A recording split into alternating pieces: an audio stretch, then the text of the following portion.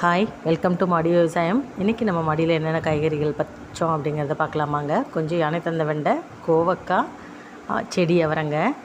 இப்போ தாங்க இந்த மழைக்கு அப்புறம் தாங்க இந்த காய்கறி எல்லாமே நல்லா விளைய ஆரம்பிச்சிருக்குது. அதுக்கு காரணம் நம்ம காய்கறி கழிவு உரம் போட்டது தாங்க.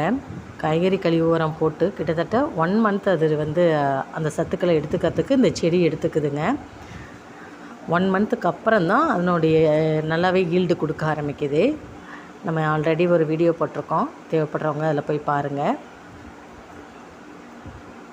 செடியை வர நல்லா கொத்து கொத்தாக காய்க்க ஆரம்பிச்சிருச்சுங்க. இது நமக்கு ஆல்ரெடி நான் ஏற்கனவே சொல்லியிருக்கேன், November, December, January, February, March first maximum 2nd week வரைக்கும் நல்ல காய் கொடுக்குங்க. அதுக்கப்புறம் அந்த செடி அப்படியே பூக்கள் எல்லாம் கொட்ட ஆரம்பிச்சிடும். இதான் இன்றைக்கி நம்ம மடியில் பறித்த காய்கள். தேங்க்யூ.